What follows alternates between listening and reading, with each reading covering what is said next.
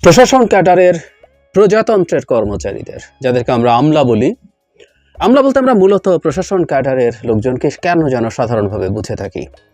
যাই হোক, তারা সাম্প্রতিক সময় যে ধরনের আচরণ করছেন, এটা অবিশ্বাস্য ঠেকার মতো ব্যাপার, কিন্তু এটা করছেন তারা।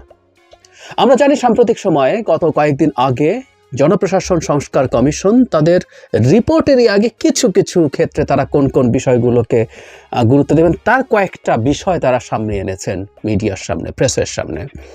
এরকম একটা দাবি, এরকম একটা তাদের সংস্কার প্রস্তাবনা নিয়ে তুলকালাম ঘটে গেছে এবং প্রশাসন তো বটেই, সাথে অন্যরাও এই ব্যাপারে মাঠে নেমে গেছেন।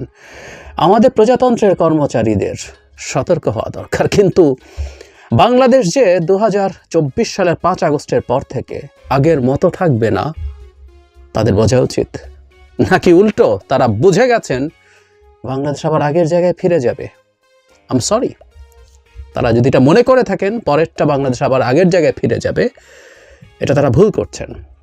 ঘটনা কি হয়েছে? ঘটনা হচ্ছে, জনপ্রশাসন সংস্কার কমিশনের যিনি প্রধান আছেন তিনি একটা সাংবাদিকদের সামনে জানিয়েছেন অনেকগুলো বিষয়, কিন্তু একটা যেটি সবচেয়ে বেশি ডিবেট শুরু হয়েছে, দুটো বিষয়। একটা হচ্ছে ডেপুটি সেক্রেটারি থেকে শুরু করে ওপরের দিকে প্রমোশনের জন্য পরীক্ষা দেওয়া লাগবে বলছেন। তার চাইতে জরুরি কথা, এখন যেটা আমি, এই তথ্যটা আমিও জানতাম না, আমি এবার দেখলাম যে ডেপুটি সেক্রেটারি শুধুমাত্র প্রশাসন থেকে না, অন্যান্য ক্যাডার থেকে হওয়া যায়। এখানে বলা হয়েছে নতুন সংস্কার ইয়েতে, আগে ছিল এটা 75% প্রশাসন ক্যাডার থেকে আসবে এবং বাকি 25% অন্য ক্যাডার থেকে আসবে। এবার মানে তারা সাজেস্ট করতে যাচ্ছেন, এখনও তো এটা ফাইনাল হয়নি, করতে যাচ্ছেন বলে বলেছেন যে এটা 50-50, মানে 50% প্রশাসন, বাকি 50% বাকি সব ক্যাডার, 26-27টা মানে কতগুলো যেন ক্যাডার আছে, সবগুলো থেকে হবে। এটা নিয়ে তীব্র প্রতিবাদ শুরু হয়েছে। প্রথম বিবৃতি, পরবর্তীতে রীতিমতো রবিবার সচিবালয়ে সমাবেশ করেছেন প্রশাসন ক্যাডারের কর্মচারীরা। ওনাদেরকে কর্মকর্তা আমরা না বলি, কর্মকর্তা লিখছি আমরা পরবর্তীতে বিভিন্ন আইন এবং বহু জায়গায়, কিন্তু আমাদের কনস্টিটিউশনের সবাই কর্মচারী, আমরা প্রজাতন্ত্রের কর্মচারী এভাবে বলবো, এবং তারাও কর্মচারী। যাই হোক, ওই কর্মচারীরা নামলেন, যেটা তাদের চাকরি বিধির একেবারেই লঙ্ঘন। 1979 সালের সরকারি কর্মচারী বিধিমালা 30A-তে বলা হয়েছে, সরকার বা কর্তৃপক্ষের কোনো আদেশ বা সিদ্ধান্তের বিরুদ্ধে প্রকাশ্যে কোনোরূপ অসন্তোষ বা ক্ষোভ প্রকাশ বা আন্দোলনে কোনো সরকারি কর্মচারী অংশগ্রহণ করবেন না। বিধিমালা অনুযায়ী সরকারি চাকরিদের সবাই কর্মচারী, কর্মকর্তা বলে কিছু নেই। 30 ধারা C উপধারায় বলা হয়েছে, সরকার বা কর্তৃপক্ষের কোনো আদেশ বা সিদ্ধান্ত বদলের জন্য চাপ দিতে পারবেন না কর্মচারীরা। 2018 সালের সরকারি কর্মচারী শৃঙ্খলা ও আপিল বিধিমালার 2E এমন আচরণকে অসদাচরণ হিসাবে গণ্য করা হয়েছে। কেউ তা করলে তিরস্কার থেকে শুরু করে চাকুরি থেকে বরখাস্তের মতো শাস্তি দিতে পারে।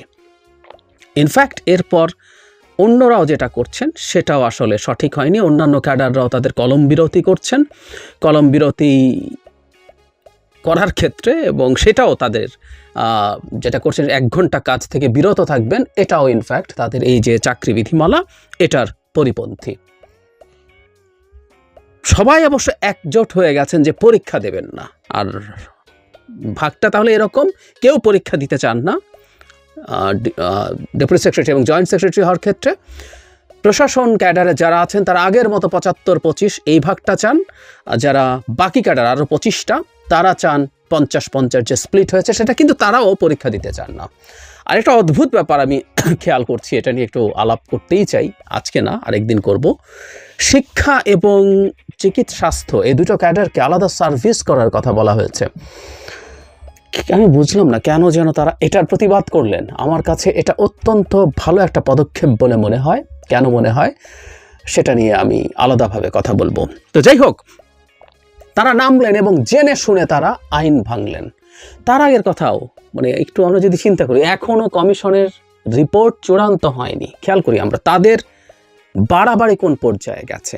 রিপোর্ট চূড়ান্ত হয়নি, চূড়ান্ত একটা রিপোর্ট যাবে, সেই রিপোর্ট প্রধান উপদেষ্টার কাছে যাবে এবং সেই রিপোর্টই শুরুতে ইমপ্লিমেন্ট করে দেওয়া হবে। প্রধান উপদেষ্টা এই কথা একবারও বলেননি, স্পষ্টভাবে উনি রিপিটেডলি বলেছেন এই রিপোর্ট নিয়ে বিভিন্ন রাজনৈতিক দল এবং স্টেক হোল্ডারদের সাথে কথা বলে তারা শেষ পর্যন্ত সিদ্ধান্ত নেবেন কতটুকু সংস্কার করবেন, আবার কতটুকু সংস্কার এখন হবে, কতটুকু সংস্কার পরে হবে, সেই জিনিসগুলো নির্ধারণ করবেন।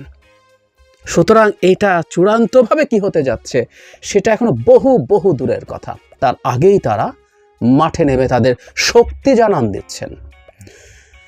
প্রশাসনের শক্তি আমরা দেখেছি, আসলে সত্যিই দেখেছি, এবং তাদেরও এগুলো স্মরণ করা দরকার। তাদের শক্তি, তাদের বল, শক্তি জুগিয়েছিল শেখ হাসিনাকে এই দেশটাকে ধ্বংস করে ক্ষমতা টিকিয়ে রাখার জন্য। আমরা ভুলি নাই, মাত্র 4 মাস গেছে, এখনই ভুলে যাওয়ার তো কোনো কারণ নাই। এবং তাদের সাহস এতটাই এখনো যে তারা প্রকাশ্যে এগুলোর বিরুদ্ধে দাঁড়িয়ে এরকম আচরণ করছে। এই স্টেপটা ভুল কি সঠিক একদম ভিন্ন আলোচনা, ওই আলোচনা ঢুকছি না। আমি মোটা দাগে এটাকে সঠিক মনে করি, যেটা দিয়ে মূল ডিবেটটা। কারণ বাংলাদেশে বিভিন্ন ক্ষেত্রে এই প্রশাসনের আমলারা নানা রকমভাবে ছড়ি ঘোরান, আমি ছড়ি ঘোরান শব্দটা জেনে শুনে বলছি, এবং বহু ক্ষেত্রেই যেটা আছে যে আমি জানি না এখানে এটা করা হচ্ছে কিনা, যে কোনোখানে তারা যাচ্ছেন, সচিব হয়ে পড়ছেন বা অন্য কোনো পদায় পদায়িত হচ্ছেন, এবং কোনো স্পেশালাইজেশন নাই, কিছু নাই, উনি সব কিছু পারেন, সব কিছু পারবেন। আই এম সরি, এটা হয় না।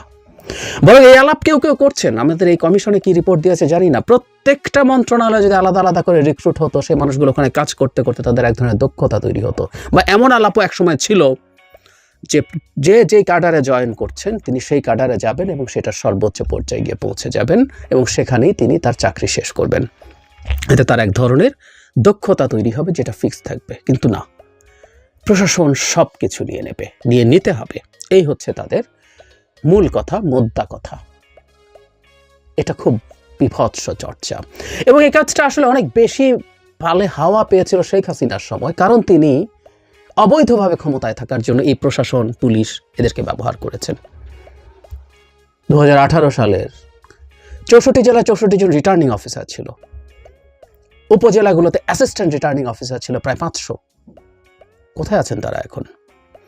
এই রাতের সিল তারা মারাননি, মারিয়েছেন, পুলিশও সাথে ছিল, তারাও ছিলেন। কোথায় তারা আছেন? দিব্যি চাকরি করে বেড়াচ্ছেন এবং রীতিমতো আন্দোলন করছেন, হুমকি ধামকি দিচ্ছেন সরকারকে। অবিশ্বাস্য লাগে না? কিন্তু এটাই ঘটছে এই মুহূর্তে। একটা কথা আমাদের মনে রাখা দরকার, খুব স্পষ্টভাবে মনে রাখা দরকার সবার। আমরা সংস্কারের কথা যখন বলছি, কতটুকু সংস্কার এখন হবে, কতটুকু পরে হবে, কিন্তু আমাদের দেশে সংস্কার লাগবে, এটা নিয়ে ডিবেট নাই। প্রত্যেকটা দল মনে করে, এমনকি কোনো দল ক্ষমতায় এসে যদি সংস্কার না করতে চায়, তার বিরুদ্ধেও জনমত তৈরির চেষ্টা আমরা সবাই করব, সিরিয়াসলি করব। রাজনৈতিক দল তো করবেই, আমরাও করব। সংস্কার ইজ আ পেইনফুল প্রসেস। প্রত্যেকটা সংস্কার কিছু কিছু মানুষকে ক্ষতিগ্রস্ত করে। সে স্ট্যাটাস কো যেটা আছে সেটাই যে বেনিফিট পাচ্ছিল সেটা থেকে, এটা সোজা সাপটা কথা। কোনো না কোনো ফর্মে করবে সংস্কার পেইনফুল হবে। এখন সেটার জন্য যারা ওই জায়গাটায় আছে তারা এই রকম আচরণ শুরু করবেন, এটা খুব বাড়াবাড়ি। আমি একটা স্মৃতি থেকে একটা কথা বলি, আপনাদের অনেকেরই মনে থাকবে।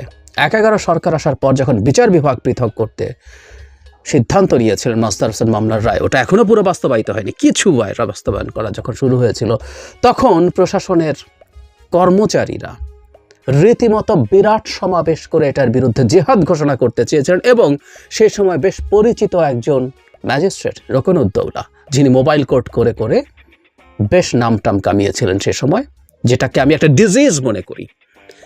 প্রশাসনের কর্মকর্তা দিয়ে মোবাইল কোর্ট চালানোকে ডিজিজ মনে করি। এবং আরেকজন সারওয়ার আলম, দুজনকে নিয়ে আমি একটা কলামও লিখেছিলাম যে তারা রকস্টারের মতো জনপ্রিয়, এটা একটা ডিজিজের লক্ষণ আমাদের সোসাইটিতে।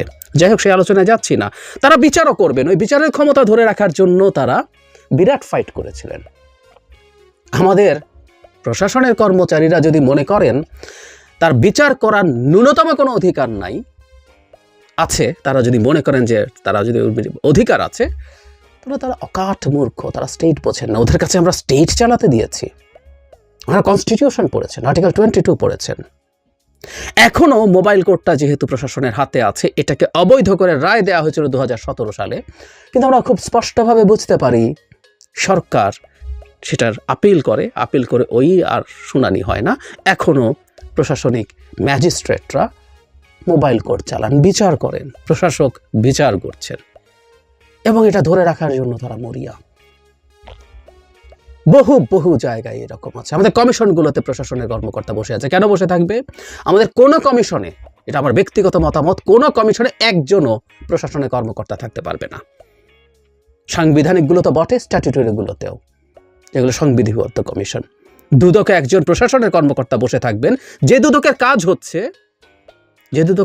হচ্ছে যাচাই বাছাই করা। এর মধ্যে বিরাট একটা অংশ হচ্ছে প্রশাসনের লোকজনের দুর্নীতি খুঁজে বের করা। একজন সচিব তো না বটে, আরো উপরের দিকে আরো বহু আছে।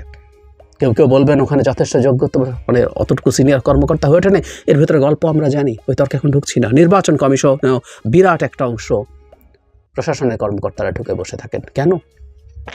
এই নির্বাচন কমিশন পুরো স্বাধীন হওয়া উচিত তার এমপ্লয়ি থেকে সব কিছুর ভিত্তিতে, কিন্তু না, এগুলো তারা করবেন। এগুলো তারা কেন করেন আমরা আসলে জানি, আমরা বুঝি। এরকম বহু বহু জায়গায় পদ তারা সব কিছু তারা নিয়ে নেবেন, এই টেন্ডেন্সি আছে। সো আমাদের জনপ্রশাসনে একটা বড় সংস্কার প্রয়োজন। আমি জানি না আর কি কি সংস্কার তারা প্রস্তাব করছেন। এটুকু বলার পর একটা কথা একটু বলে রাখা জরুরি। আমাদের প্রশাসন যে সিস্টেমে আমরা কাজ করি লাগবে, নিশ্চয়ই লাগবে, কিন্তু সেটা তার পেরিমিটারের মধ্যে থেকে তারা কাজ করবেন। এটা হলো সবচেয়ে জরুরি কথা। শেখ হাসিনা তার অবৈধ ক্ষমতার জন্য বোতল থেকে জিন বের করে ফেলেছেন। কেউ কেউ বলেন বোতল থেকে জিন বের করে ফেললে ওটা ঢোকানো যায় না, কিন্তু আমাদের ঢোকাতে পারতে হবে। প্রত্যেকটা প্রজাতন্ত্রের কর্মচারী তার চৌহদ্দির মধ্যে, তার ক্ষমতা, তার দায়িত্ব, সবকিছুর চৌহদ্দির মধ্যে কাজ করবেন, এর বাইরে কিছু করবেন না। এবং রাষ্ট্র, জনগণ, রাজনৈতিক দল যদি সিদ্ধান্ত নেয় সংস্কার করবেন, সংস্কার হবে।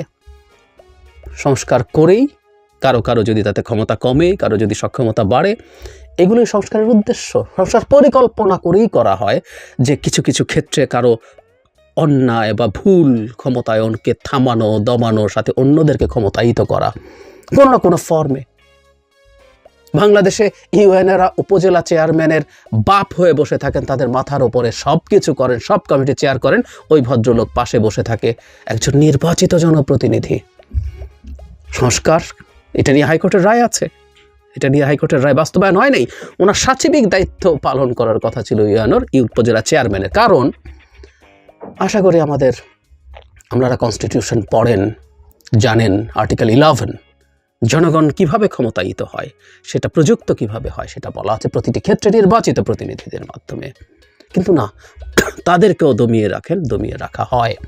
আর ডিফ্যাক্টো পাওয়ারের কথা তো বলাই বাহুল্য। একজন ডেপুটি সেক্রেটারি একটা জেলার 4-5 জন 6 জন যত এমপি আছে তাদের উপরে ছড়ি ঘোরাতেন।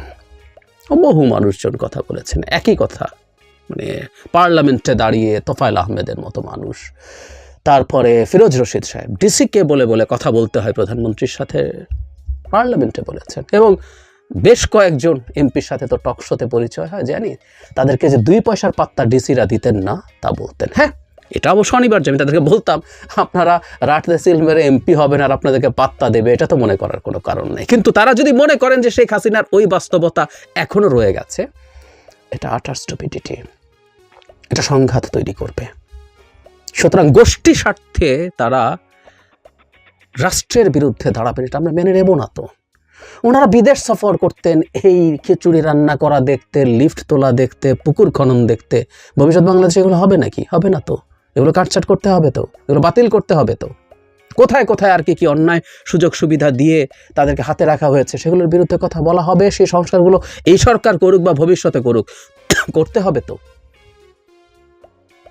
বাংলাদেশে এই ব্যাপারগুলো নিশ্চিত করা জরুরি। অথচ মজার ব্যাপার, মাত্র 4 মাস হয় নাই, 4 মাস পার হয়েছে। এই কিছুদিন আগেও তাদের যে ভূমিকা, আসলে আমরা ঠিকঠাক মতো ব্যবস্থা নিতে পারি নাই তো। সেই কারণেই আজকে এই পরিস্থিতি তৈরি হয়েছে। তারা মনে করছেন তারা সব কিছু করতে পারেন, সব কিছু করতে পারবেন। সরকার সত্যিকার অর্থে তেমন কিছু করে নাই শেষ পর্যন্ত। এগুলোই এখন তাদের সাহস এভাবে বাড়াচ্ছে। আমি সম্ভবত কিছুটা এক্সাইটেড হয়ে কথা বলেছি, কারণ দেখতে পছন্দ করিনি, এটা ভাল লাগে না। তারা আইন ভেঙে রাস্তায় মানে সমাবেশ সচিবালয়ের ভেতরে করছেন, তারা বৃদ্ধাঙ্গুলি দেখাচ্ছেন এই সরকারকে। অথচ এই মানুষগুলোই সবচেয়ে আইন মেনে চলবে, এটাই এক্সপেকটেশন। কিন্তু না, তারা তা করছেন না। তাদের সাহস বা হ্যাডাম দেখাচ্ছেন, ধরে রাখার চেষ্টা করছেন। আমরা আশপাশে চারপাশে পরিবারের মধ্যেই প্রত্যেকের কোন আত্মার বন্ধুবান্ধব এইসব বিভিন্ন ক্যাডারে কাজ করা মানুষজন আছেন, তাদের প্রতিও কথা। সুতরাং এইটা এই না যে তারা আমাদের প্রতিপক্ষ হয়ে গেছেন, কিন্তু তারা যদি আমাদেরকে প্রতিপক্ষ বানিয়ে ফেলার চেষ্টা করেন, যেমন শেখ হাসিনার সময় বানিয়েছেন, এবং এখনও যদি সেই প্রবণতা থাকে, তাহলে আসলে প্রতিপক্ষ হিসেবে ট্রিট করেই কাজ করতে হবে, কথা বলতে হবে। এই মুহূর্তে অন্তত তাদের আচরণ প্রতিপক্ষের মতো, তাদের এটা করা উচিত এবং সরকারের উচিত কঠোর হওয়া এই ধরনের আচরণের ক্ষেত্রে। এবং প্রস্তাবিত সংস্কার যতটুকু সামনে এসছে, আলোচনা হোক, কথাবার্তা হোক, তারাও তাদের ভেতর থেকে তাদের কোনো দাবি যদি থাকে সেটা সরকারকে তাদের প্রপার চ্যানেলে জানাবেন, আলোচনা করবেন। কিন্তু চাকরি বিধি তাকে মানতে হবে, স্পষ্টভাবেই মানতে হবে। প্রশাসন ক্যাডার বাংলাদেশে অন্যায্যভাবে, অন্যায়ভাবে অনেক বেশি বেনিফিট দীর্ঘকাল নিয়ে এসছে। আমি অন্যায় বেনিফিটের কথা বলছি না, অ্যাপারেন্টলি ন্যায্য মানে লিগ্যাল যে বেনিফিটই তাদেরকে দেয়া হচ্ছিল, সেটা সিরিয়াস ডিসপ্যারিটি তৈরি করেছে। এটা সুরাহা হওয়া দরকার, এটা হতেই হবে। আমরা এটা করে ছাড়বো, এটা আজ হোক, কাল হোক, পরশু হোক, কোনো একদিন। এই দেশটা আমাদেরও, শুধুমাত্র প্রশাসনের কর্মচারীদের না।